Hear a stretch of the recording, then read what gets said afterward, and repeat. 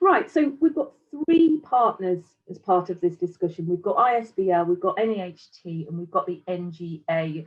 And those are obviously critical, a critical triangulation of school business leadership. What we're going to explore today is the role of SBMs within the school world. And you know, Bethan and I had a discussion this morning about the impact of the pandemic on school business professionals and how we've been really brought into the limelight by the pandemic. And that's, I think, our perception. However, this discussion, what we really wanted to do as an initial part of the discussion is say, is that perception right? Have school business professionals been thrown into the limelight by the pandemic? Would that have happened anyway? And what are the consequences of that? So if I could get your initial thoughts, please, on the impact of the pandemic on that particular issue. Stephen, do you want to come in first? You seem primed and ready to talk. Thank you. I think there are a number of things that we should consider. The pandemic has required schools to think very carefully about how they reconfigure themselves in order to mitigate the worst effects of a virus which has gripped the world for the last year, and so we find ourselves in territory which is centres around health and safety, risk assessment, business continuity, infrastructure, premises, and these are all things which school business leaders manage, organise, oversee as a part of their day-to-day activity. So it's probably unsurprising that the sector has had to lean very heavily into the school business leadership profession in order to deal with these strange circumstances and this set of considerations which actually only school business leaders are equipped to deal with, and certainly their training has equipped them to deal with. We shouldn't underestimate the contribution that the leadership team have made in the round, and every component part of that. And you just described the leadership triangle: pedagogy, business and governance working seamlessly together, and that's absolutely right. But I think if you looked at the workforce and you said before the pandemic, given this set of circumstances, given this set of considerations, who would be the right group of leaders to support schools through this difficult period, you probably wouldn't look much beyond the school business leadership profession, because the skills that they've acquired over the years absolutely line up to the requirements that schools and trusts need in a time of crisis. So yes, we have been thrust to the forefront of things. We have been absolutely central to leadership conversations, strategic conversations, business recovery, business continuity, operational continuity discussions. It's important that momentum continues beyond the pandemic, and that we don't find school business leaders once again sometimes frozen out of conversations which frankly they should be in on every occasion. What I'd like to do now we've had a kind of a bit of an introduction from you, a scene setting, is for people to introduce themselves, please. I don't really want you to go through your CV from your GCSEs and swimming certificates, please, but if you could just give us a very brief introduction as to your role, and then if I may, I would like to ask particularly representatives from NAHT and NGA to respond to what Stephen said. So can I start with you, Lynn, because you're on the left of my screen, just to give a really brief intro.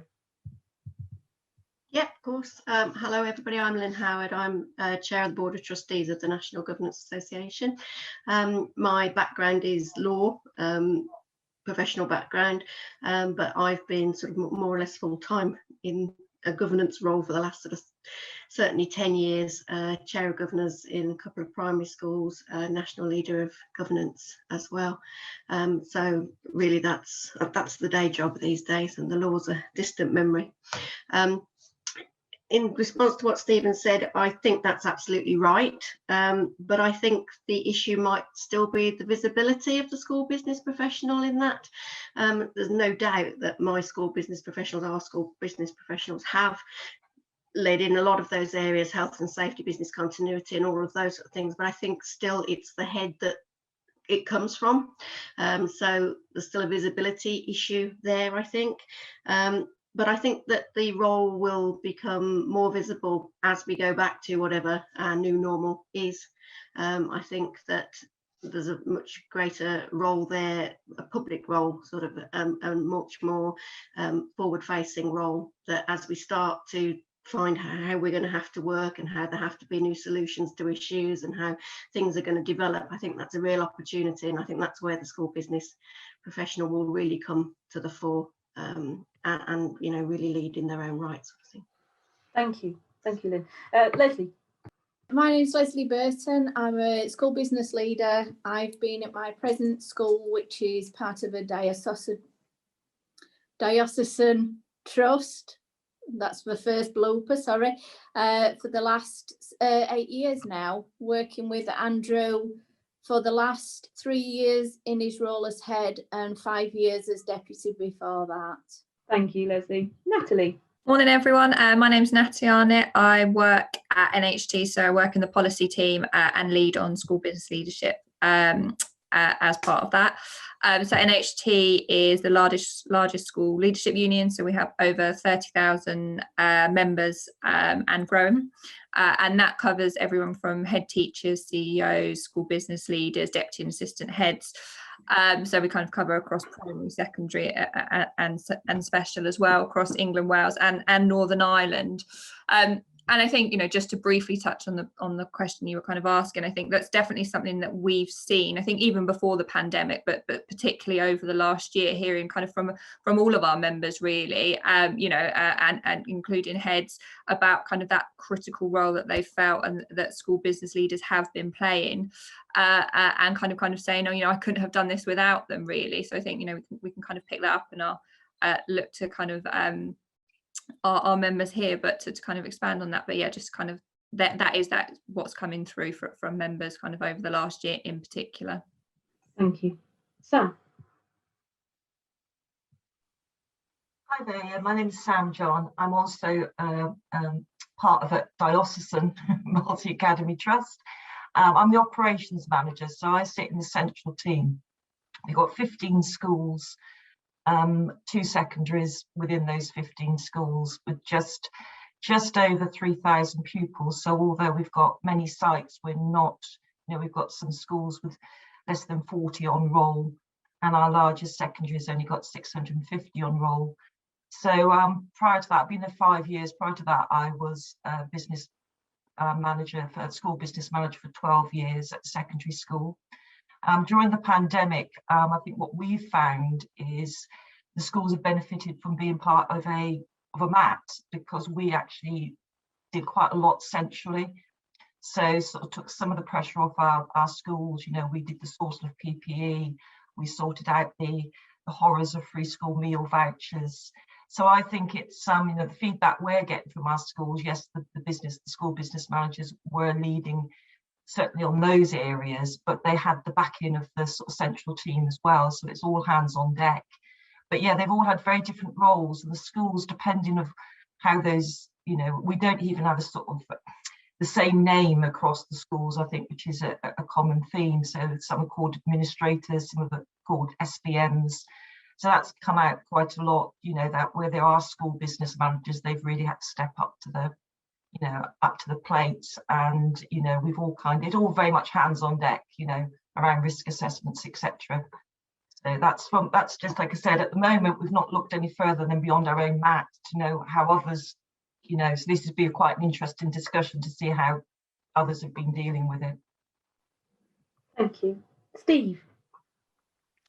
Hi, I'm Steve Edmunds. I'm NGA's Director of Advice and Guidance. Prior to that, I worked in a number of schools facing roles in a large local authority for many years. I'm also a governor and trustee myself. And I echo everything that's been said really about the contribution that school business professionals have made during the pandemic. And absolutely, I think that the unheard of logistical challenges they've had to lead on dealing with has certainly raised their profile. But I think Lynn's point about visibility is important too. I'm not sure the visibility, that's been matched by their visibility, and I think that very much is an issue going forward, because the skills and the ingenuity of school business professionals will certainly be needed, perhaps more than ever before, post-pandemic. As schools are dealing with stretched resources, that have to go further and sort of promoting effectiveness and economies of scales, all things that school business professionals are used to doing. But I think the scale and the nature of the challenge will be different going forward. So I think the role that they play in our sector will increase and indeed increase in significance, and that's why conversations like this are so important. Thank you, Steve. Andy. Hi, my name's Andy Mellor. I'm the National Wellbeing Director for Schools Advisory Service currently. Until January last year, I was a head of a primary school in Blackpool, and I still run a teaching school in Blackpool as well. So still very much involved in the sort of day-to-day. Also, a previous national president of the NAHT, and currently on the national executive, and also on the SBL Sector Council for NAHT as well. And I've been sort of championing SBLs for some considerable time now, because one of the things that's been very clear to me is that there's been a range of understanding about what SBL, a bit like Sam was saying, what an SBL does, what an administrator does, what a bursar does, what an SBM does. And I think what we've had during this pandemic is some interesting conversations between heads about, well, my SBM doesn't do that, or my SBL doesn't do that, when other heads have been saying how well their SBLs have been working. And in many cases, it's a complete different understanding of what the role is. And so it would be really, I think it'd be really useful to capture what SBLs have done, when they've been dealing with all the voucher system. They've been dealing with parents. They've been dealing with all the sort of day-to-day around immunizations and conversations with parents about health and safety, and staff, all of that, where it's worked really, really well, I think is worth capturing, because for me, that's the benefit of having somebody like that on your staff. And, my business manager I work with in Blackpool, we went to do a presentation just before the pandemic with some heads in Sussex about utilising the roles of SBLs. And in many ways, it's horses for courses. I, as a head, didn't have all of those skills, but my SBL brought them to the table. And so somehow, our leadership teams have to embrace all of those people who can make a difference at a strategic level and have the skills to be able to do that. So I think rather than actually moving into the limelight, I'd like to think our SBLs have always been in the limelight, just maybe a little bit underappreciated and underused. Thanks, Andy. And finally, Alistair.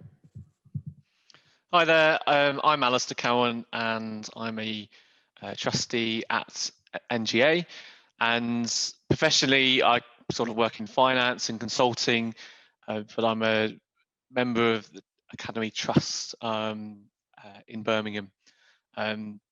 So that's my background and my involvement in the NGA. To Stephen's point, I think it's probably the point around being thrust into the limelight sort of chimes with me a bit, because from the governance perspective, I feel like if you're doing it right, then maybe you didn't see much change from sort of the prominence of SBL sort of in the leadership team and what they're doing. So actually also to what Andy was saying, maybe they were always there. So I think if we're doing it right, that's the standard role, and maybe the visibility isn't always there. And I think that's something which we will come to, where it's kind of saying, well, actually, if SBLs aren't visible, that's something that ought to be looked at. That's got to be thought of as the thing that really should be addressed. Andrew, do you want to do a brief introduction? Hello. So I'm Andrew Knight. I'm the head teacher at St John's Church of England Primary School. I've been the head here for 3 years, but I've worked at the school for nearly 12 years now. We are currently in the trust, a BDAT school, so the Bradford Diocesan Academies Trust, one of 13 primary schools, and there are 3 secondaries in the trust as well. Thank you, Andrew. So we were just talking, I think, about the role of the school business professional, school business leader. And if we can focus a little bit on that role and how that fits within school leadership and effective school leadership. Would anybody like to speak to that or have any observations? So how do SBPs fit within effective school leadership? Andy, just stick up your hand. I can see all of you, so there's no need for formality. Yeah, I'd like to think we've got to a really strong position as a school where we had a leadership team of head, deputy, and school business leader. And you know, increasingly, I'd never worked with a school business leader before, but increasingly, what we were finding was that I was herring off with great ideas about things that we could do in school and plans we could make and how we could diversify the staffing and how we could improve things. And what I often found was that the skills and abilities brought by the school business leader actually kept me in check a little bit and said, actually, you can't do that. You've got to advertise that properly, or, you know, all of those sorts of things that I may not know in terms of how to advertise a job or a process to go through, or around some of the health and safety stuff that my SBL was an expert on. She brought that to the table and we were able to have a full and proper conversation, which if she'd not been in the room, we would probably have banded this idea about this new initiative about for maybe 2 or 3 weeks while we went to consult with everybody. And so for me, having the people in the room, I guess the 3 strategic leads within the school in the room, making sure that whatever you plan is appropriate, legal, and the right thing to do, and all those conversations are had within that room, I think brings a new dynamism to school leadership. And for a long time, it's never been about the head just leading the school.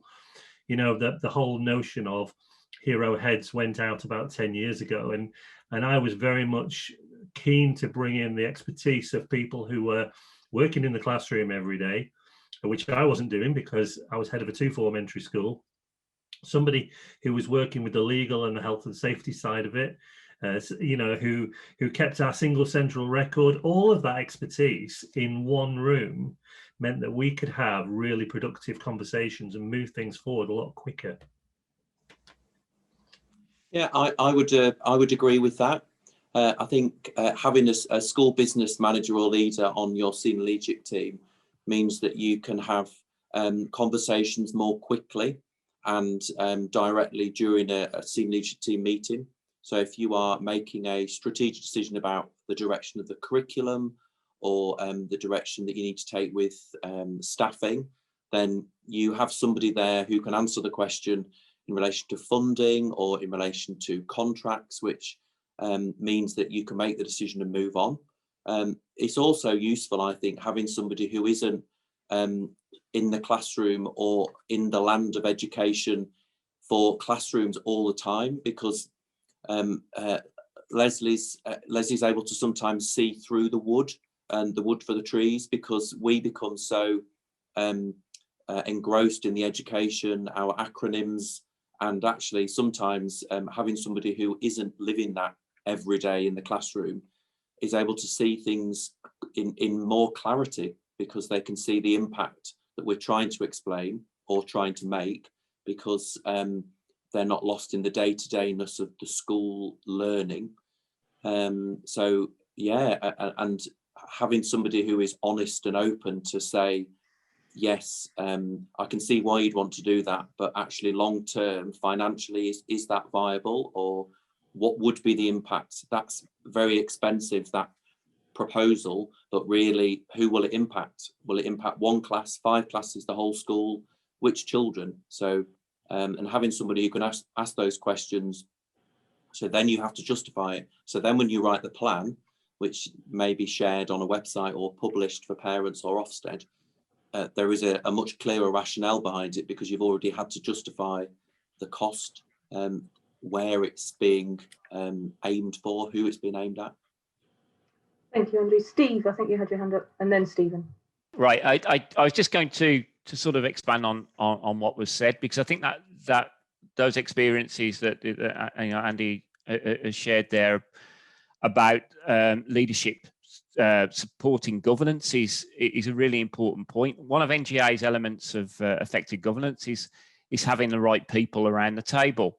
And when we say that, we tend to think about the members of the governing board, but actually it's broader than that. It's the access that the board has to professional advice as well, both from its governance professional and others who it relies on to provide the advice that informs those important strategic decisions. So, we've said for a long time that school business professionals strengthen governance, and they should be a fundamental part of the operation of the governing board. And actually, this is probably a good moment to sort of recognise that many school business professionals also volunteer as governors and trustees at other schools and trusts, and they're making an immense contribution to the system in that way as well, and strengthening governance.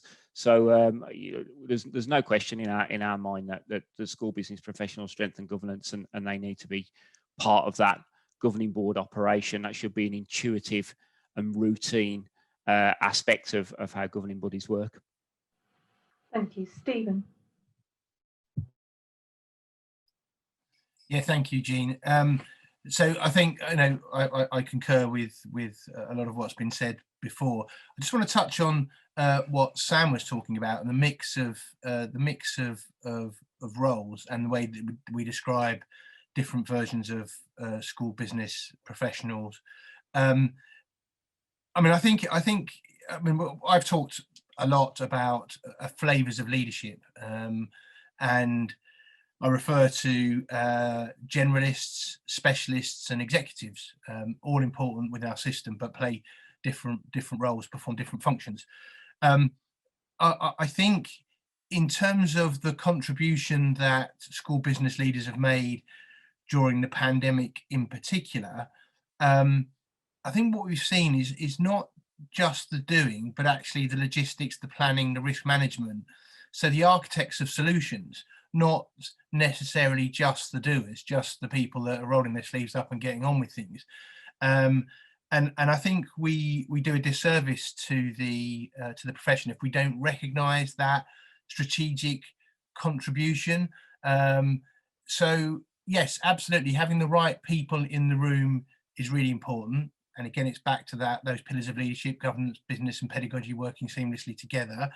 I think it's making sure that everybody in the room is being heard, and that we respect the nuance of the different roles, that we respect that different people are bringing different skill sets to the table, that we give people the space to share their ideas, to offer solutions, to bring innovation and change to the table. And I think where that's working well, it makes a huge difference to organisations. And just finally, just coming back to that visibility piece, and it's interesting because I agree. I mean, I think we do need to do more to make sure that school business leaders and their contribution is recognised, not just during the pandemic, but beyond. But I guess I'm turning that question slightly on its head and saying, visible to who? So do we mean to the general public? Do we mean to the sector? Do we mean to colleagues? It'd be nice if it was all three. But I think when we ask that question, when we talk about visibility, what do we mean by that? Is it visibility within the existing structure within which they work, so that school business leaders are able to influence and contribute in a meaningful way? Is it about a broader recognition, so that the sector recognizes the vital role that school business leaders play within our system, so that we move towards more parity in terms of professional respect and professional recognition? And then, of course, there is the piece around the public's perception of the school business leadership role. And let's not forget that, you know, our survey, the survey we conducted last year, suggested that the school business leadership profession is an aging profession, and we've got to work really hard on succession. So we need to get into the consciousness of the general public and particularly young people, the brilliant role that is school business, you know, the brilliant profession, the brilliant career that is school business leadership. So in terms of visibility, absolutely agree, we need to do more, but I think we need to be clear about who we mean, and we, you know, when we're increasing that visibility, there are probably different strategies for those various groups that I've described.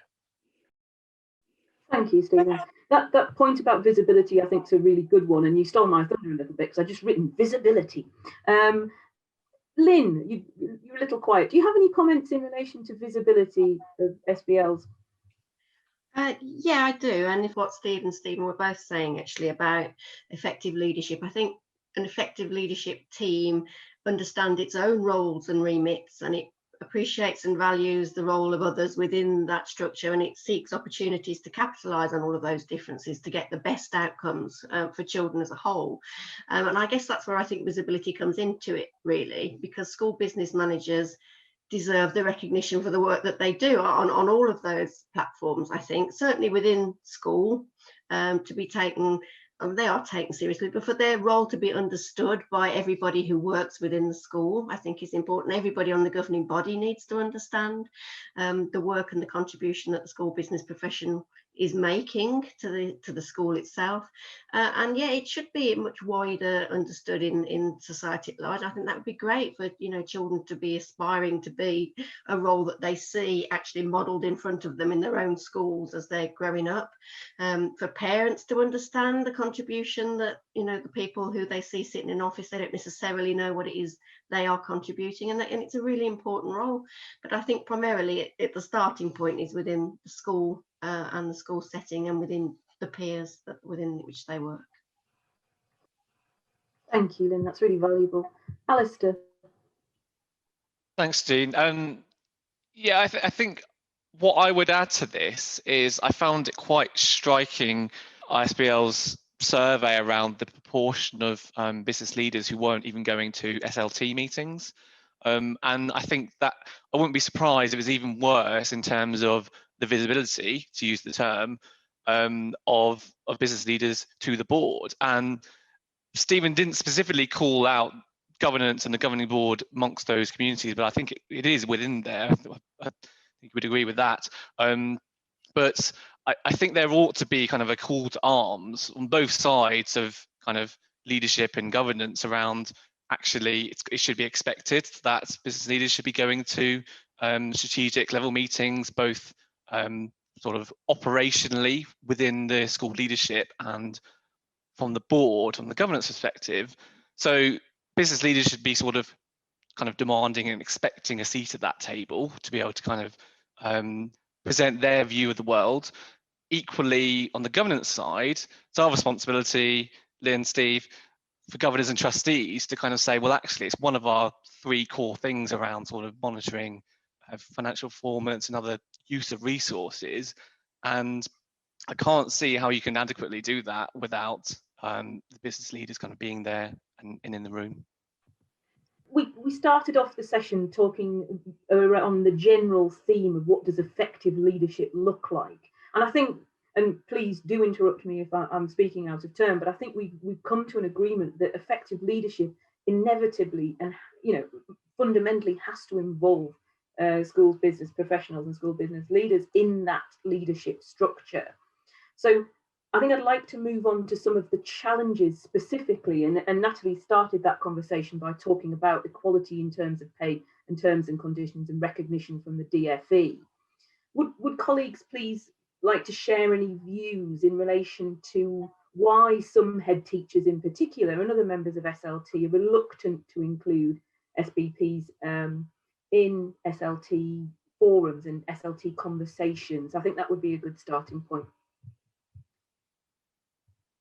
any volunteers on that? Sam, have you got a view on that? Sorry, I've been scribbling lots of notes. I suppose I'm thinking, so when I'm speaking, I'm sort of speaking from the fact that I have got sort of the advantage of having 15 schools and 14 people who stand as those school business managers, administrators, as I was saying. They've come over to the trust and brought with them their job descriptions and their titles from previous. We've also got 3 separate local authorities in our trust. So, it was also, you could say, that's something we're having to unpick at the moment, to how those school business managers, what their previous roles were, and how they sort of, when they came over to the trust, they're on different pay scales, different terms and conditions, which we know we're slowly unpicking with some constraints. I've just put down because when I was a school business manager, I think that's the best way to, from my point of view, for 12 years, although I never sat on the school leadership team and I wasn't involved in those meetings, sometimes we've got to ask about those SLT meetings, what their structure is. So the structure at the school I worked at was very much around teaching and learning.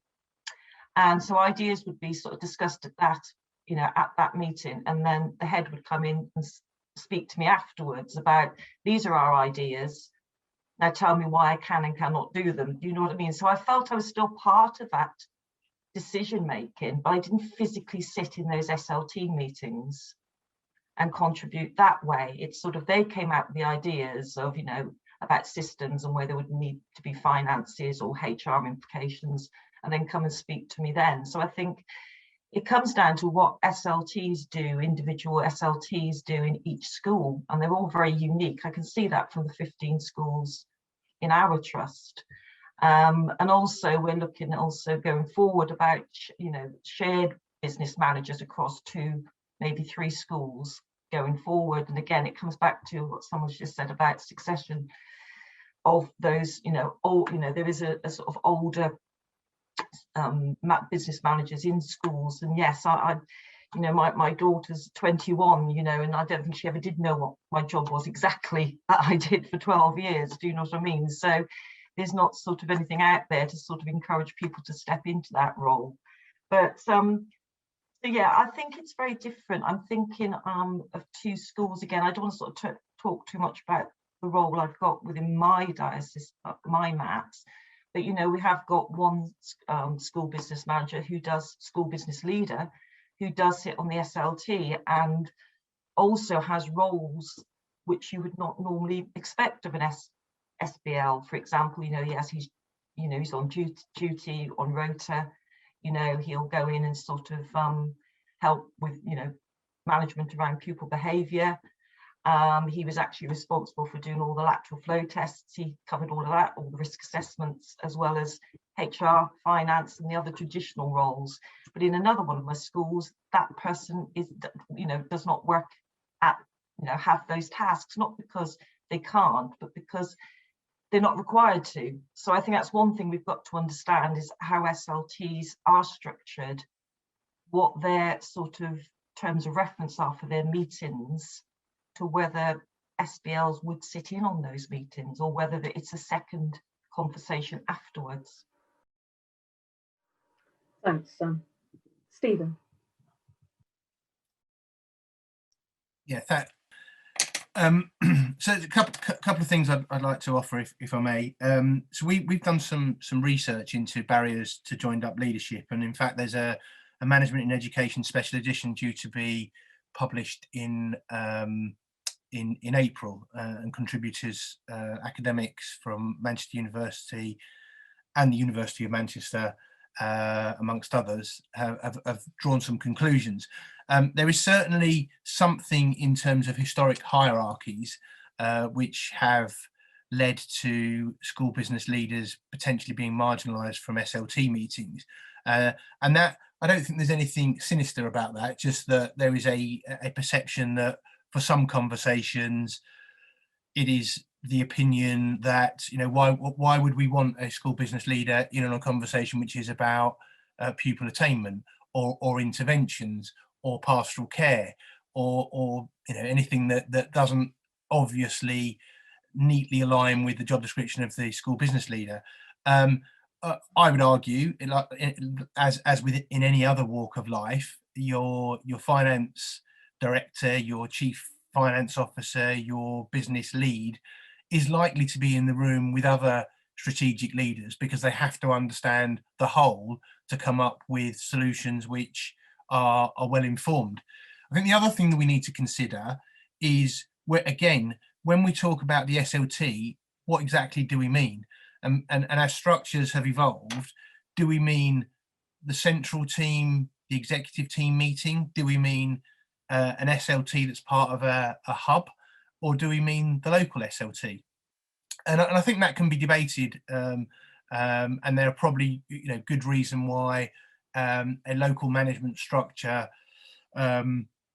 invites the local school business leader into that conversation. But if there are many school business leaders across a large trust, that perhaps inviting all of them to central executive team meetings might be a little bit more difficult. I think the important thing is, when the context dictates and the opinion of a non-pedagogical leader and a governor or governance professional is required in the room, let's make sure they're in the room. And understanding that different structures might mean that there are conversations, there's a local SLT and then there's an executive SLT, if you like, and there may be a bit of mix and match there.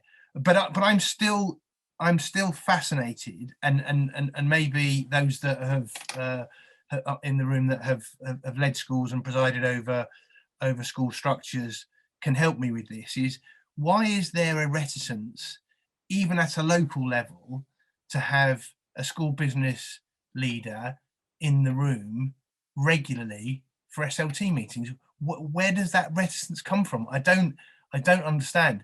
And if it's about time, I am sure that any SLT, any SBP in the land will tell you, look, I manage my own time, and if I have to make the time up at the end of the day, then I'll do that. It's not like I'm running out the door at 4 o'clock because you've pinched 15 minutes of my time at an SLT meeting. That just can't be the case.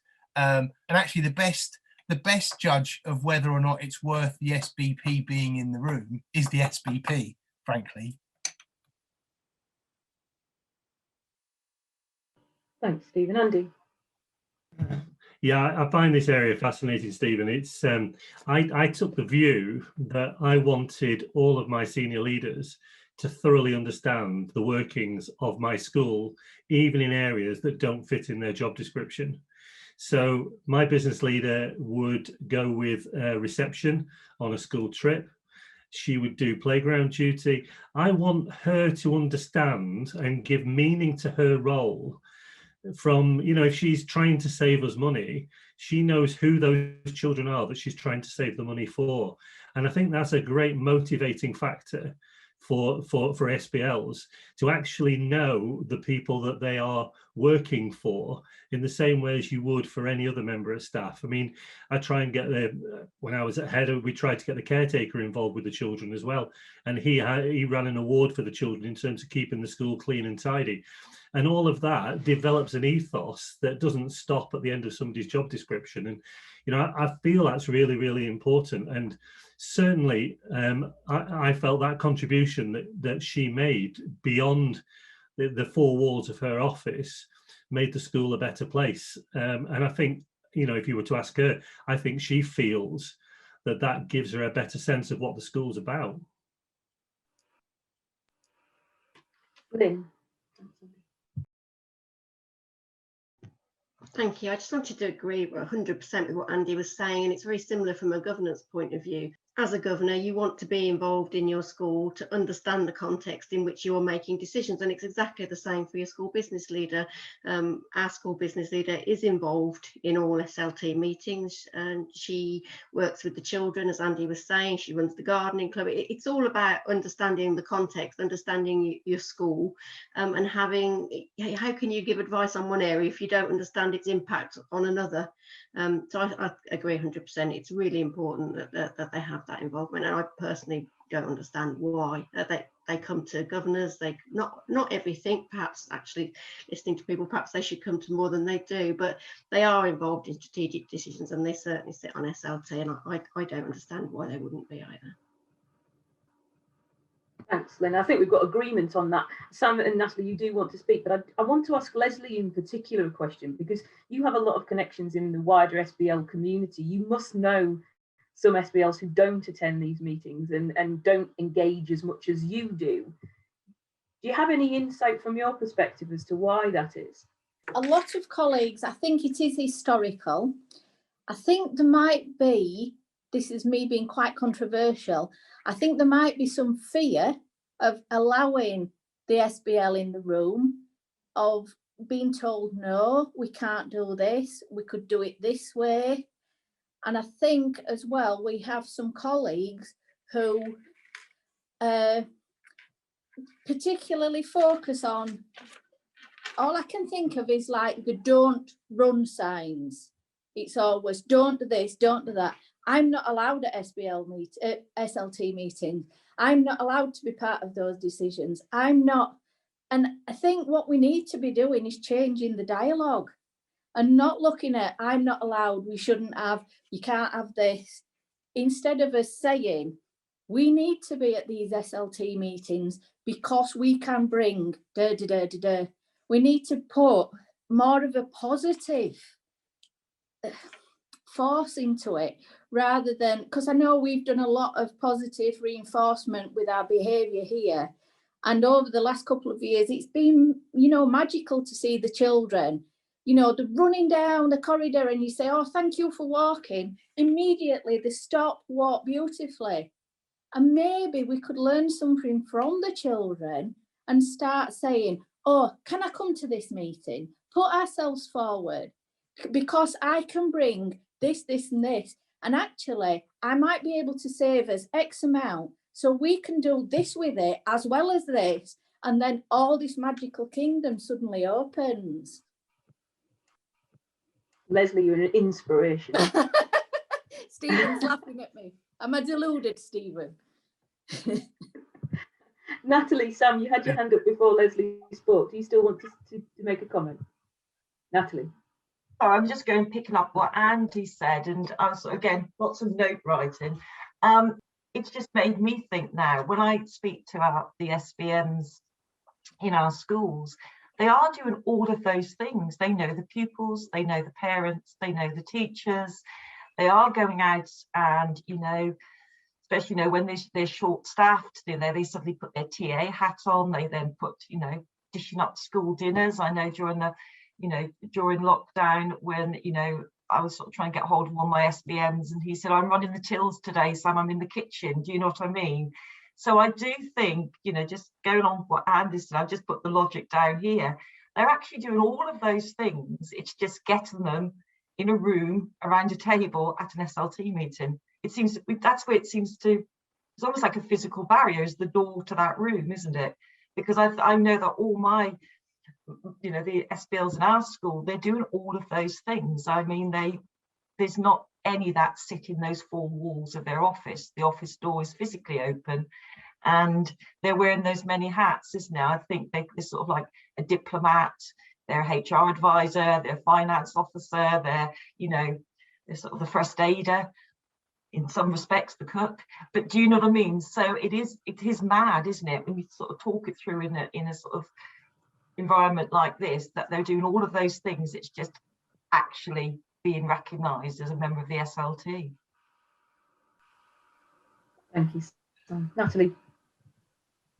Thanks, Jean. It was actually just a kind of a smaller point, but kind of bringing back to your original question, touched on it in terms of context. But some of the feedback I've had from members who work in very, very small schools it is often that, you know, sometimes they are the SLT. So the head teacher is the SLT. There is no one else. So actually for them, it feels quite difficult to bring in that expertise. And it's not that they're not, you know, utilising that and that there's not that kind of desire, but that they are, you know, the only member of SLT because the school is so small. So I think kind of recognising some of that kind of as a barrier. I think it's not that there's kind of not the will there. Sometimes it's just the kind of the structure, I guess, it can be difficult.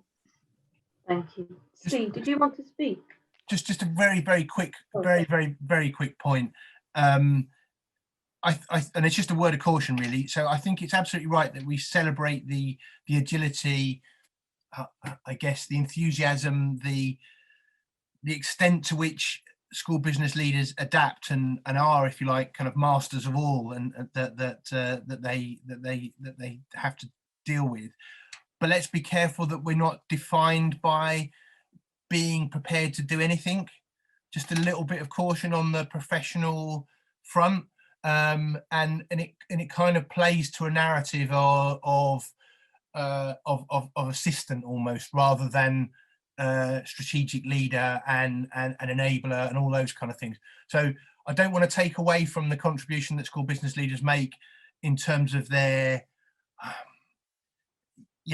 agility, really, in providing support to schools. That's to be celebrated, but at the same time, that can't be the defining thing about what we do. Thank you, Stephen. I was going to actually make a similar point, which it seems to me that there's questions as to the clarity associated with the actual role. That's not taking away, as you said, from the agility of the role, but the whole visibility piece as well goes to people being clear and understanding what exactly that role is. Steve, did you want to speak? You had your hand up earlier. Yeah, well, what's really interesting about this is that you can draw a close parallel between the conversation we're having here and now about school business professionals and many of the issues that impact upon the role and status of school governance professionals, or including those who identify as clerks to governing boards, whom for many years have struggled to have their role properly recognised by the system, given the status it deserves, and indeed the level of pay that it deserves. And that situation has only increased and become more complicated over the years as governing structures have changed and evolved. And now what we have is a profession with many roles in it that doesn't lend itself to a uniform structure, very similar, if not the same, as what we're talking about now. But I think there's a really strong narrative here. There's really important principles that we do have to cling on to. I was very taken by what Sam said earlier about SLT meetings and involvement in SLT meetings and that being context driven, because I agree. I think it's far more important that we promote and push the narrative of joined up leadership than we get too sidetracked about who attends what meetings at what time. I think that otherwise we might have a very sort of an unintentional undermining effect there. So that constantly promoting that message of teamwork, the team that is the teaching expertise in school, the resource management expertise in school, and the strategic decision making at governance level. That's something we're very keen to continue to promote through our own guidance at NGA. Maybe we'll talk about ICFP a little later, but in terms of ICFP, our guidance there very much positions that as a team activity. And that really brings me on to what Leslie said, which I was very inspired by. That actually we tend to look at these issues too much in deficit, and I think there is a real role for the practitioners here. And we say the same thing to school governance professionals to use their skills, use their powers of persuasion, and think about how they're positioning themselves in these conversations. And there's a way of doing it so that you're not sort of regarded as Leslie said, as the person who will just tell you no, or why you can't do things, or just making governors feel like they're commodities in a compliance process. There are ways of working with people that will promote and enhance the status of school business professionals with the people they're working with, that will go a long way towards increasing the status of the profession. So much of what I've heard, you know, I'm taken by, and I think we really need to you know, to sort of continue to build this narrative. Thank you, Steve. So should we draw that element to a close then? I mean, I kind of jotted down a few of the challenges. There are numerous challenges, but pay, status were particular points that were raised at the start of this particular part of the discussion. There's certainly school hierarchy is a barrier, but also the fear that some perhaps head teachers might have that actually the SBL is going to come in and say, no, you can't do that. And Leslie talked obviously very inspirationally about that kind of magical place of being, turning that narrative on its head and being positive and as opposed to prohibitive. I think one of the things that I wrote down, apart from kind of changing the dialogue slightly, was this concept of going through the door, and whatever that door might be, whether that's a door to actually a meeting or a more philosophical door to actually just leadership and being involved, and actually that's one of the main challenges, as I picked up from what you were saying, is actually being in the room and not going to meetings for meeting's sake, but actually being involved. And that seems to be one of the big challenges. And how to overcome those challenges is really to be involved, and to try and go through that door, if I might use that kind of extended metaphor. A little bit further on in the discussion, so thinking a little bit then about the implications of having SBLs on the senior leadership team. So if we get to that magical place of the world that Leslie talked about, of actually really fully integrated leadership and SBLs playing a real active role, what does that look like for you? And what do you consider some of the challenges to be, and how do we get there? Any thoughts? Stephen? I've got far too much to say, sorry. Yeah, I mean, I think if you look at the principles that we've been talking about, and it's very encouraging, you know, what we're hearing from colleagues. The idea of joined up leadership, where business, governance and pedagogy work together seamlessly to improve children's life chances. If you think about the tools and the principles that underpin integrated curriculum-led financial planning, and that's really only about joining the dots. It's about curriculum ambition. It's about making sure that there are sufficient resources to fund that curriculum ambition, that your delivery models are sustainable.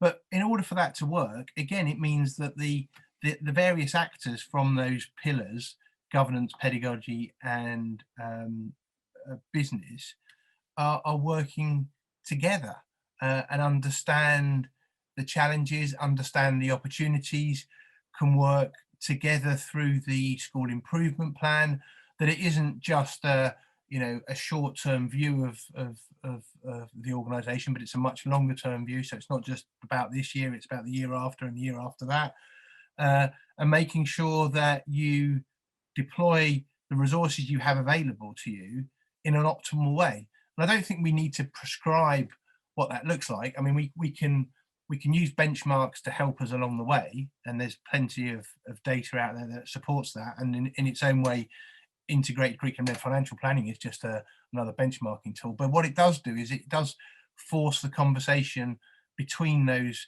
actors to take place.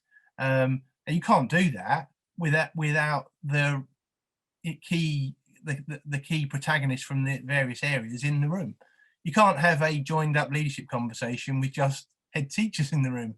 You can't have a joined up conversation with just accountants in the room, and you can't have a joined up conversation with just governors in the room. They all need to be in the room. Now, not all of the time at every meeting, but when key decisions are being made, they absolutely need to be privy to each other's worlds. And the other thing, just to finish, is that we've got to make sure that we use accessible language.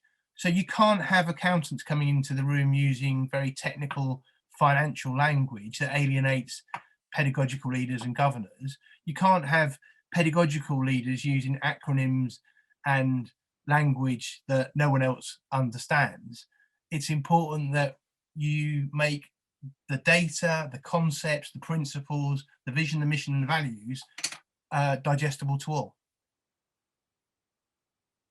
Thank you. Leslie. Going on from what Stephen said, I think it's a very important conversation between the school business leader and the head, very much a Thelma and Louise sort of adventure. Where are we going? So we can decide how we get there. Do we go in a convertible? Do we get the school bus? But I think it's that shared vision and trust that underpins it all. Then if you know where you're going, you can get in and zoom. I'm hoping it doesn't have the same ending though, Leslie. No, definitely not. Thanks for that. Does anybody want to talk about ICFP and the impact?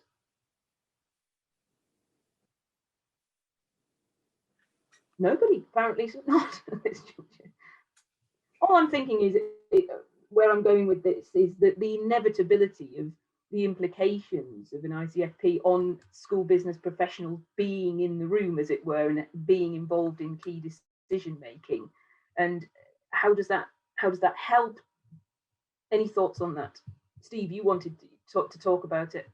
Well, Stephen stole my thunder a little bit, really, when he said, yes, it's another benchmarking tool, but it is a team activity. It brings those really important pillars of leadership together within a framework that leads to a strategic decision or strategic decisions that have a positive impact on pupils, and that's the business we are in. So from a governance perspective, NGA recently published some guidance for boards on ICFP, starter guidance, really, nothing too technical, along with a piece of e-learning to accompany it, and the process that we described in that guidance and that e-learning is very much a staged process, where all members of the team contribute, in a way that Leslie said, at the beginning, maybe those discussions in the weeds take place at operational level between the school business professional and leaders in school. So thoughts are clarified, and then so we're creating the conditions for the board then to sit back, take that helicopter view and say, right, these are our options. This is what we ultimately, this is our vision for our school or our trust, and because everything derives from that. And this is the curriculum we need to deliver that vision. Now, how can we go about doing that? What are our options? How can we deploy resources rather differently, or in a way that we haven't considered before to achieve that? Now, that's quite a big ask for a governing board to deliver that process without the professional and support advice in school. It's not possible.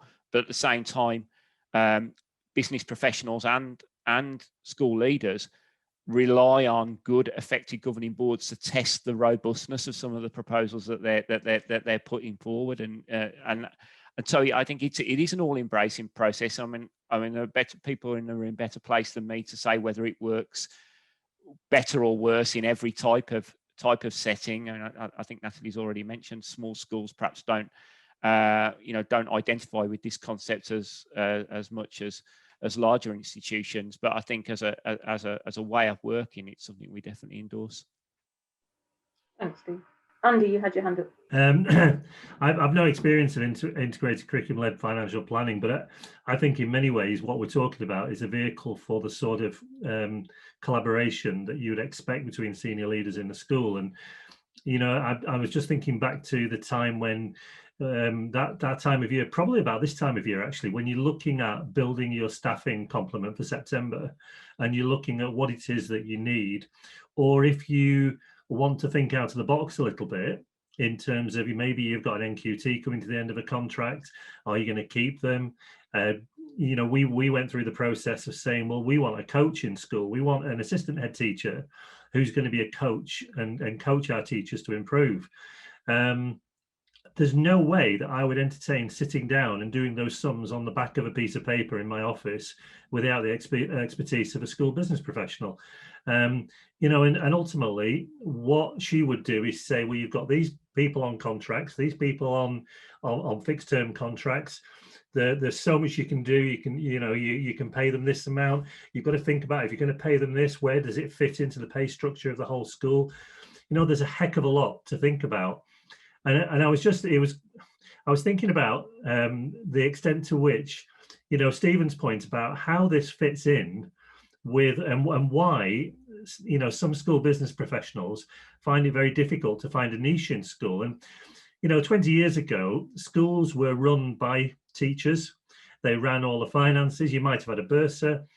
And essentially what you do with a new school business professional, and what we did, was we had to find them space within the staffing structure in many ways that allowed other leaders to not feel intimidated by the fact that this was somebody coming in with a bespoke set of qualities and expertise. And I insisted that that person came in at a deputy headship pay level, because that's what I wanted from my school business professional. You know, I wanted her to be respected as a senior leader and to put her at the same level as a deputy head teacher.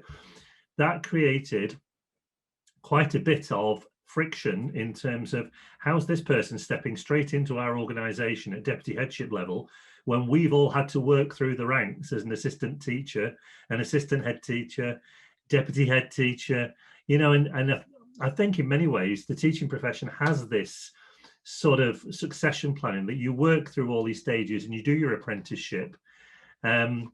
And I think that's slightly different for school business professionals, but I do think we do need to take cognizance of that aging profession, because if we are to build succession and not be met with this huge hole in 5 or 6 years' time in terms of people to do the job, then we've got to think about how that works. And I think the politics are potentially dynamite in schools around all of that. Alistair, I'd love some comments on that. I mean, it's, you know, from my background, I'm an employment lawyer, and so I spend a lot of time advising schools on pay and disparity of pay sometimes, and benchmarking. It's of constant interest to me how school business leaders fit within that hierarchy, which has basically been established for, you know, millennials. And I think you're absolutely right, Andy. The politics that come with it, in particular in relation to the teaching profession, can be quite significant. Alistair, did you have a comment on the pay issue? Not so much actually on pay really, but broader to your point on leadership and governance all kind of working together, and how do we get there? Noting those barriers where it seems quite often to actually just be not being in the room. One of the things that occurs to me is around the importance of the professional development of business leaders, and whether that comes from even just kind of, you could say, setting goals to kind of be in some of these meetings and raising the profile by doing that. That could be one way of doing it. But if I could separately then plug what Steve has also mentioned around NGA's campaign on Educators on Board, and the opportunity for business leaders to use their skills but also develop them elsewhere in another school or trust. I think that's a really good opportunity that business leaders should take up if they're able to.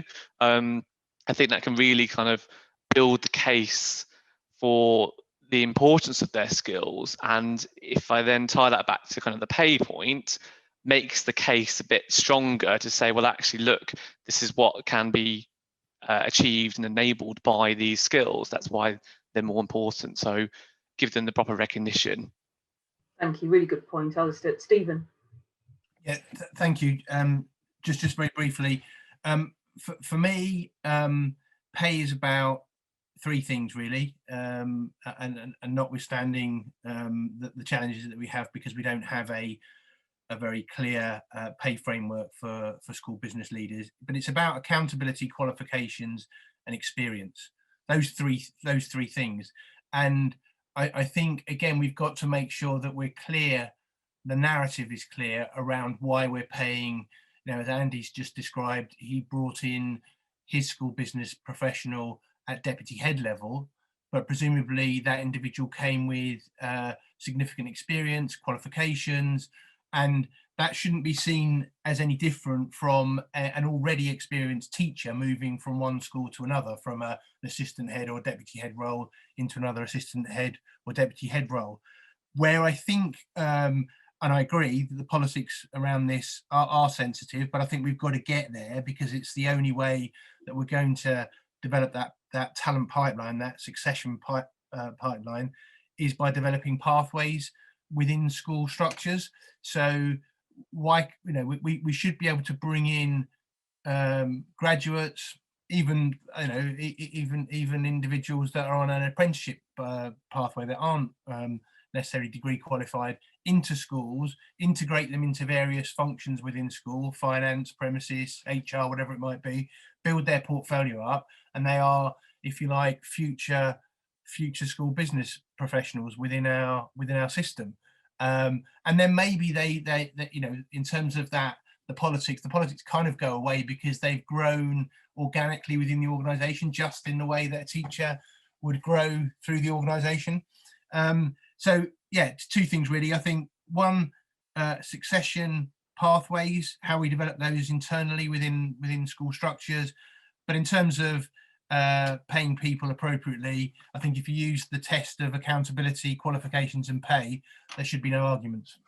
Thank you. Natalie? I mean, obviously I kind of touched on it earlier in the conversation, but I think in terms of the pay framework, so the pay framework for teachers is obviously strongly embedded in the school teachers paying conditions document, so the STPCD, and that's obviously long standing. Now, I understand that not all schools need to kind of align with that now, but it is still used as kind of a benchmark and a framework for those in the sector. And I think that's why NHT is really campaigning around this national pay framework for school business leaders that fits with the STPCD, because embedding it into that structure might help to manage some of these difficulties that we've kind of already touched on, because it will help align and work out and outline some of those responsibilities, expectations, accountability that I think that Stephen was touching upon as well. And I think that there's something here, isn't there, as well, and it's kind of about clarity and visibility, but, you know, in terms of succession planning, you know, how, and we've talked about it in terms of governance as well, I think in terms of the Everybody on Board campaign as well, but, you know, how are our middle leaders, our deputy and assistant heads who are going to be going on to become our head teachers, executive leaders, etc.,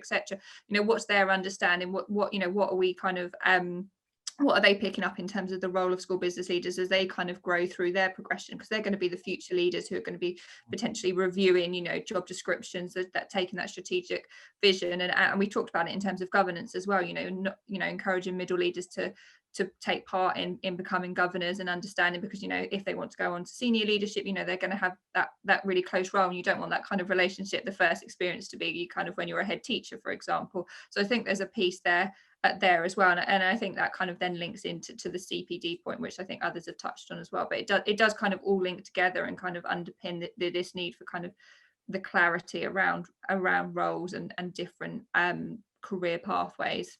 Thanks, Natalie. I mean, that's this really interesting point about kind of legitimising SBL's pay in terms and conditions.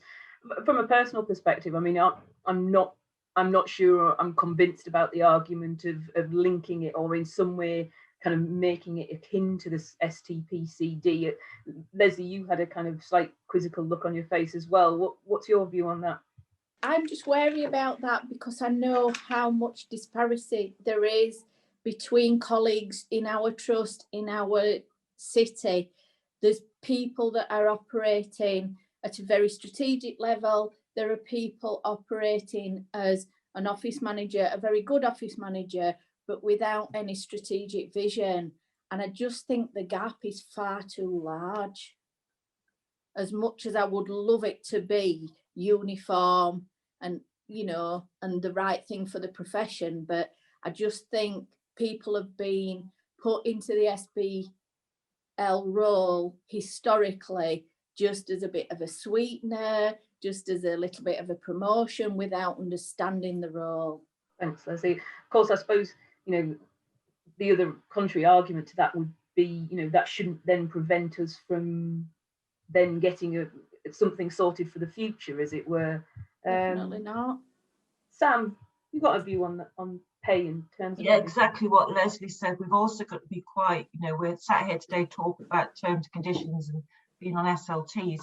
There's got to be an appetite amongst our members as well of those people we're representing. And, is that there is the appetite out there across all of those people in those roles, like Leslie says, of being office administrator. They've grown into this, especially, going back on what the surveys come about, there being quite an aging population of SBLs out there who may have started off very much doing a couple of mornings a week, in the school office, and that role has grown. And I know around the time of, we all went out and did the CSBM and the DSBM qualification, there's also a great majority of people who didn't, but they're still in those roles. And I know the apprenticeship, I've just put 2 people through the apprenticeship, using the apprenticeship levy into the school business, leaders qualification. But, offering it out and talking to colleagues outside of the trust, to how many people have taken advantage of that. We've got to be sure there is that appetite, especially amongst, I did look over the sort of survey over the weekend, sort of get a feel there, but, are the people who've got an appetite to be, recognised as senior leaders for paying conditions, etc., are those the ones completing those surveys? And the other people who are just like quite happy doing my day job, coming in, working term time only, how would, if we are successful in a national pay and, job descriptions and person specs, could end up sort of almost isolating some people, making them feel that their job's no longer safe because they can't work to those levels, or they're not exposed to some of those tasks that we're expecting of them. So, it's I've just completed my CIPD using the apprenticeship levy funding, and that gave me real insight to, where I need to certainly improve from strategic thinking, leadership, etc., etc. Although I've been through CSBM, DSBM, there's still so much more out there to learn. And you've got to have that appetite and not just wait to have a national pay and conditions and job descriptions and person specs come out and think, right, that's where I slot. So that's one thing I just, there's got to be the appetite out there. And I think the appetite also is clarity as to the value of the role in the organisation that you work in as well.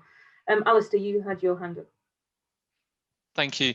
Yes, it sort of links to all those points really, which is there seems like there's some concern about sort of formalising in that manner for a couple of reasons. And there was some discussion earlier around just the variability in the role and the different sorts of things that business managers and business leaders are doing. And there's a similar thing that NGA have completed around governance professionals, which is just some kind of benchmarking research around what roles and responsibilities are these people doing, and what the level of pay is, and how does that vary by sort of role. And just getting that evidence, I think, is one of the things which it's almost before even getting to what should it be and what we would like it to be, knowing where we are would be sort of the important first step. And I don't know so much about that in terms of whether there is that evidence base there as to how the roles are remunerated differently based on responsibilities. Thanks, Alistair. Has anybody got any further comments on that point? No, sorry, Natalie. I suppose just to say to Alistair's point, I think that the evidence base is limited. I think, as I was saying earlier, the department don't routinely collect data in terms of workforce statistics. I know that ISBL's kind of workforce survey, that's kind of the kind of benchmark that we've got, isn't it, Stephen, in the sector at the moment. And, you know, while it's great, you know, it's only a subset of everyone kind of working in the sector. And I think Sam's kind of already touched on, you know, people who fill in our, you know, our member surveys are probably more engaged, you know, it might be a certain type of, typically, you know, obviously for our membership would be school business leaders, and we might be missing other aspects of the profession. So I definitely think there's something there, isn't it, about building that kind of evidence and understanding of the shape of the workforce. And just to offer a very quick anecdote, you know, you look across the system and, you know, what's in a name, but I can point to somebody, an individual that refers to themselves as a school business manager that's on a salary close to £100,000, and I can point to a CFO in a small trust that is earning, you know, less than £40,000. So that gives you a sense of the massive disparity that exists out there. There is no uniformity. Well, we're in a marketized system. You know, it's you know, it's not uniform because the department in many respects have deregulated pay, and I know that is slightly different for local authorities, schools within local authorities where job evaluation and the adherence to NJC presents some barriers. But I might be wrong. But I even understand that there is latitude there for governing bodies to take a step towards determining local pay. So yeah, it's a mixed picture. Thanks, Stephen. Anybody want to talk further on pay? Sorry, Jean. Andrew's just come back in the room, and I just wondered if we could quickly revisit Stephen's question about the reticence of having an SBL in the room for meetings from his point of view as a head teacher, if that was okay. Certainly. Thanks. So my understanding from what Leslie said is that there was a bit of a discussion about why there would be some leadership teams or head teachers that would be reluctant to have a business manager in their meeting. Is that right? In a senior leadership team meeting? Exactly. Yeah, okay. I think that the first part is, I think that not wanting to have a business manager in a senior leadership team meeting shows that the leader of that senior leadership team, I guess, who would set the agenda, thinks that the senior leadership team's main focus is teaching and learning, and therefore it would almost be unnecessary for somebody who is not a teaching learning specialist to be in the school, to be in the meeting. But I think that's flawed, because in order for you to deliver good quality teaching and learning, you need to have a good quality staff, and you also need to have good quality school environment, and all of that comes through having good finances. So much of what is the foundation, the bedrock of the school, is not actually provided by the person who is the specialist in education, but they enable it to happen. So it also means that the more time the senior leadership team, who are the educationalists, spend with the business team, then the business team really understand exactly what it is the school is trying to achieve longer term and medium term and short term. So there are times in the year when income suddenly changes because there is a refund, or because budget projections have changed, and you need to sometimes make reasonably quick decisions because it might be towards the end of the financial year. And if you've got a business manager or a business team that understand exactly what it is the school need, then the discussion can be much quicker, but also things can happen quickly, because you can say, we've suddenly found we have this £6,000, we need to spend it reasonably quickly. You know, I've had discussions with Leslie where Leslie said, oh, well, I've already got this crowd, I've already done this, I've already looked at this. So things have already started to happen, although we hadn't planned to do them. So that really does help. I think also the bluntness is that some head teachers are anxious, that they feel that if they have somebody who is a specialist in the room who's not their field of specialism, there may be questions or discussions where they may not feel comfortable being the person that knows all the answers. And actually, that's not a good place to be. I would think as a leader, you need to employ the specialists who can enable all of those specialists to have their key areas, and then it's all brought together as a team. So I think having the specialist in the room when you're having very strategic discussions is very useful.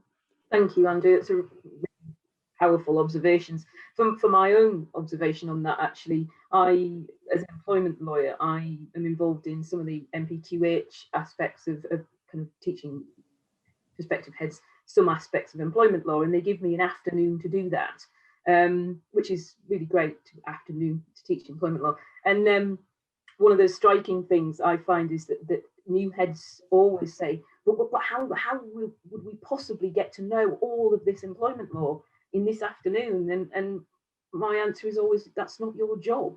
And please do not think it is your job. Your job is to have a little tiny bit of knowledge and rely on experts around you. And that doesn't take away from anything to do with your authority or your responsibility. But there still is, certainly from my experience at a junior head level, very much this feeling of fear that they don't know something, and actually there's some reluctance to ask questions in that respect. But thank you for those observations.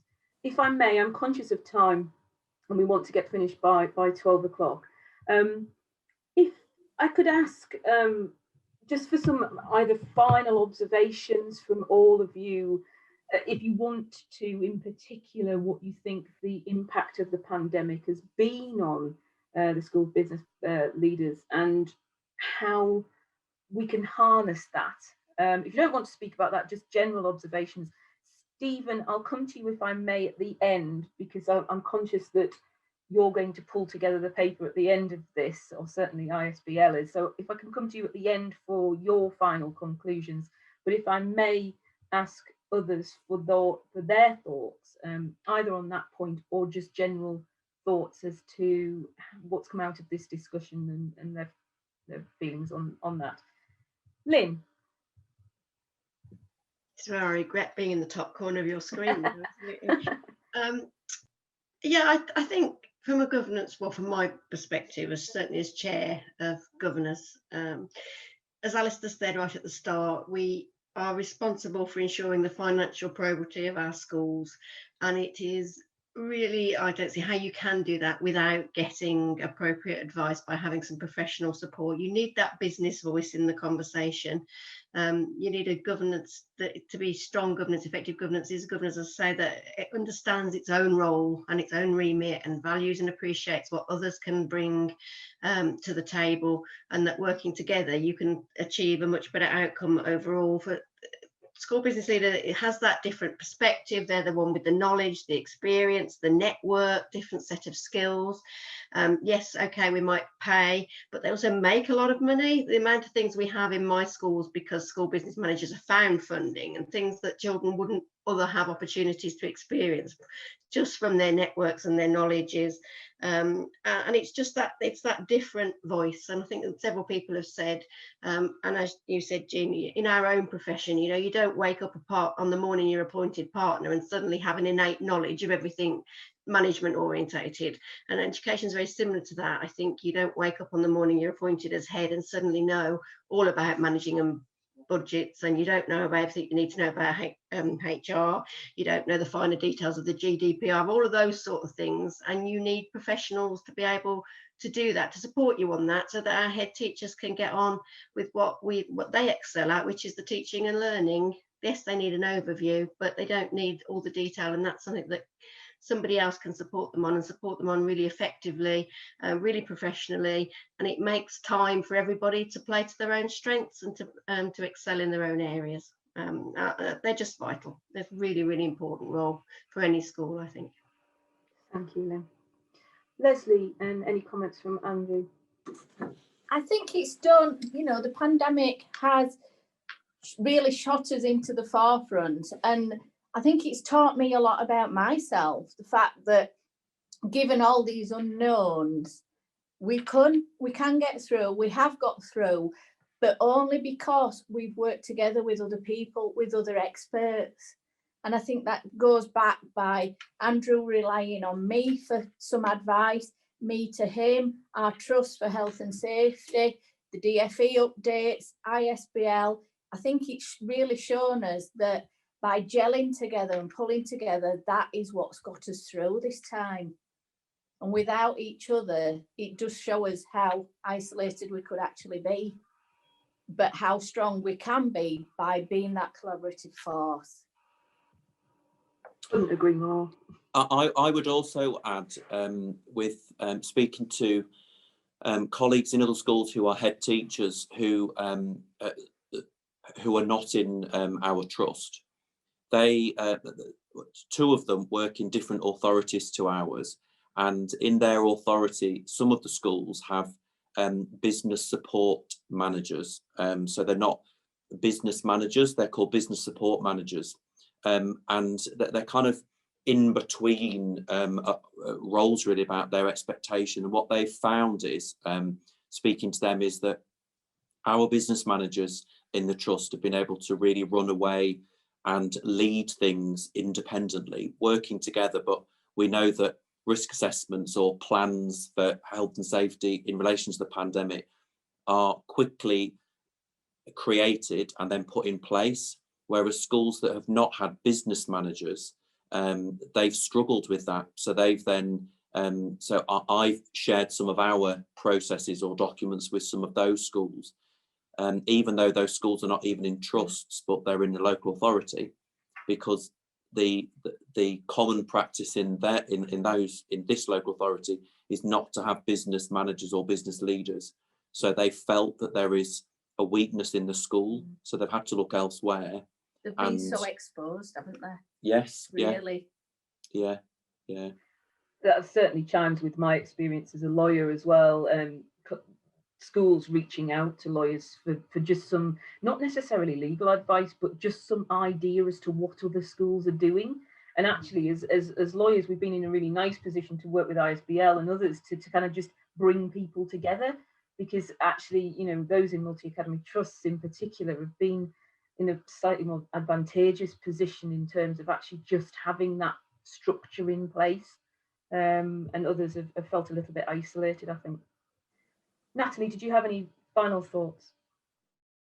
Thanks, Jean. I mean, I think it's kind of already been touched on, really. I think it's just kind of noting that, you know, school leadership is, you know, extremely complex, and I think never more so demonstrated than kind of this year, really. And that kind of, we've already, you know, talked about it a lot, but kind of decision making in silos can kind of only result in less informed and collaborative decision making and less effective decision making, and that, you know, the situation that we've kind of found ourselves in over the last year has highlighted that, as kind of Andrew and Leslie were kind of touching on. And I think events such as this, you know, it's such a great opportunity to kind of highlight the importance of joined up leadership and I suppose, you know, that piece we talked about visibility of school business leaders. You know, we work, you know, all these organizations are kind of, you know, really committed to promoting that, and I think the more that we can do around that, the better, really. And I think kind of build on the momentum that I think we've seen even before the pandemic, but particularly over the last year, in kind of that vital role school business leaders and you know, all of the staff in terms of that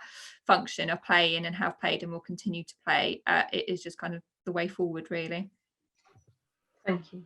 Sam, any final thoughts from you?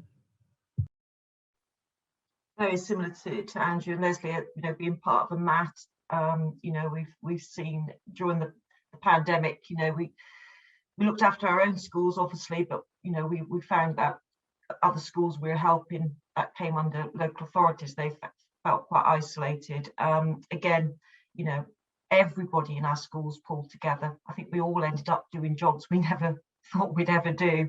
I found an old copy of an emergency and disaster plan that I'd created at my old secondary school. 2 pages of pandemic course, 2 pages of what we had to do, you do know what I mean? And it was, you know, I think we certainly, you know, it just shows that no one could have ever planned for something quite this big. But I think, you know, the pandemic's brought us as a trust very close together, do you know what I mean? And yes, business managers, business leaders were very much at the forefront of that, you know.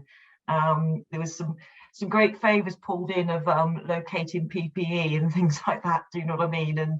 And you know, many people will appreciate, you know, having business managers ringing me up and saying that they've been up since 5 o'clock in the morning trying to get Eden Red vouchers through. Do you know what I mean? And things like that.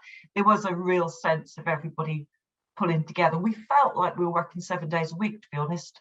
You know, and even if I was sending something out over the weekend, you know, amount of business managers and head teachers, you know, responding back. Do you know what I mean? I think it's we've got to build on those positives of how there was that real hands on deck and recognizing those people. Quite a few people came to the fore in, you know, in that time. And like I said, just the other around the whole of the discussion today, it's about, you know, we've got to be sure that there is that appetite out there amongst our, you know, all of our school business leaders, and work on that. And sort of, you know, we've got to speak up as well. You know, I'm very fortunate. I get a line of sight meeting every fortnight, so I can always keep bringing these things forward. And so I do have contact with my senior leaders so on a regular basis. So it's about ensuring that our business leaders are having those regular conversations and catch-ups and asking the questions and posing the questions around, you know, how can you make that decision if you actually don't know what resources you've got to drive that. Thank you. I think the point you raised about the kind of camaraderie and the impact of that kind of camaraderie has been really quite significant. I mean, a lot of barriers were broken down, stood on and discarded as a consequence of the pandemic. And from a school business leadership perspective, it's really important that I think those barriers stay down. And it's, you know, it's a challenge for all of us to make sure they do. Steve, have you got any final comments? Well, I mean, I think first and foremost, we should recognise that school business professionals have just given the most immense public service, haven't they, during the whole pandemic, and we owe them a great deal.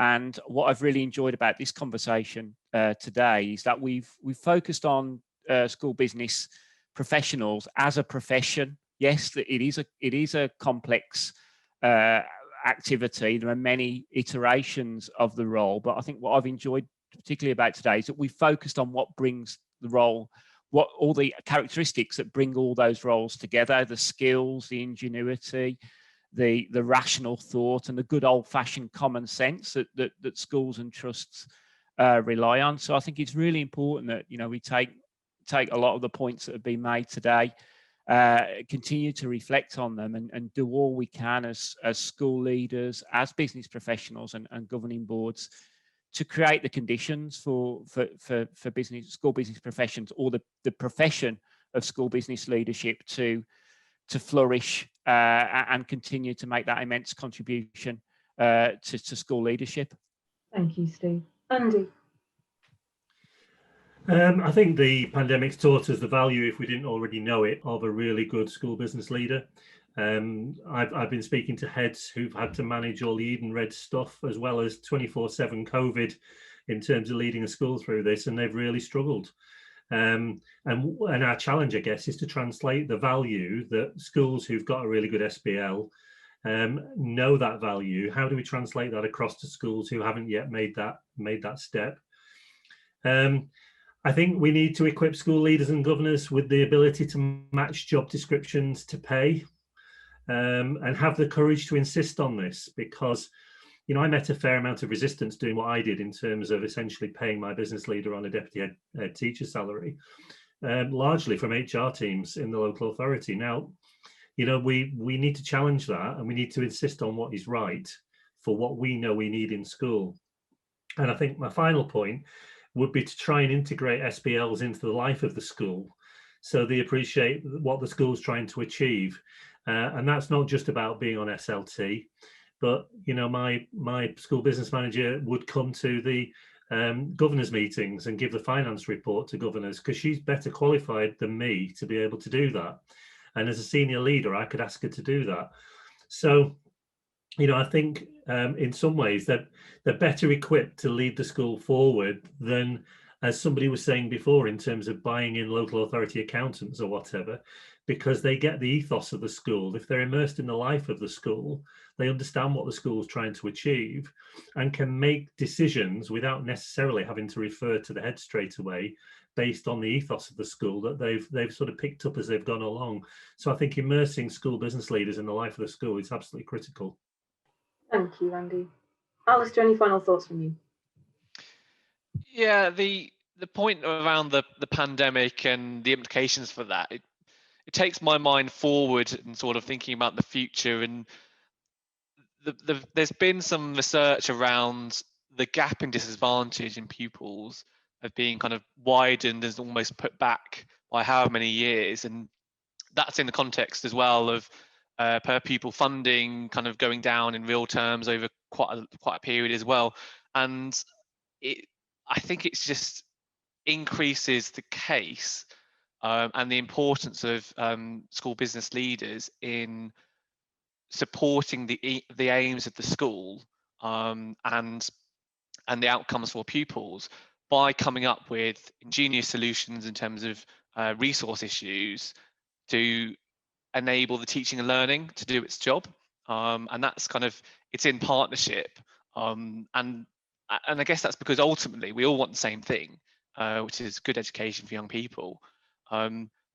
Business leaders are integral to that, and that narrative around business leaders and sometimes the mentality of being blockers should be done away with, and we should strike that down, and it should be about them as being enablers, saying, well, actually, we all need to work together on this. And I think the pandemics just will mean actually it's more important than ever now, because of those longer term impacts I've highlighted. I think there's a really important point about the pandemic turning that blocker to enabler. And I think that's a really critical point. So thanks for making that, Alistair. Stephen, do you want to make some concluding remarks and from your perspective? Thanks.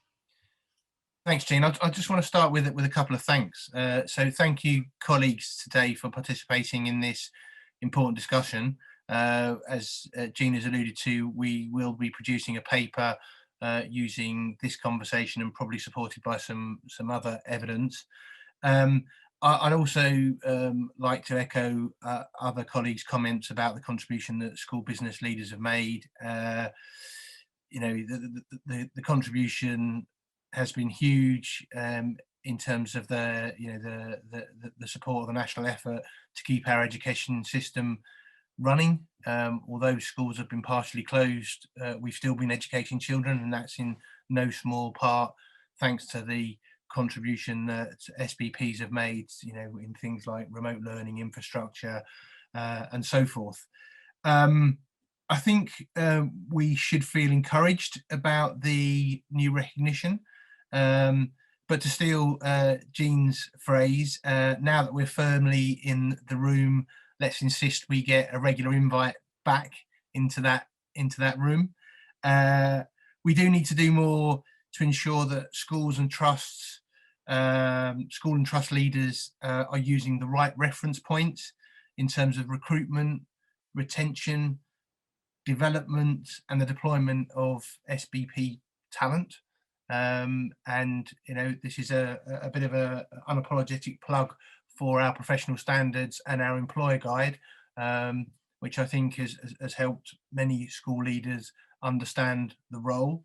And then in terms of the pillars of leadership, I think all of the actors involved in school leadership, whether you're from a governance background, whether you're supporting a school from a pedagogical perspective or a business perspective, it's about understanding your own strengths, but also your limitations, and having the professional, I guess the professional wherewithal and self-awareness to lean into each other's worlds.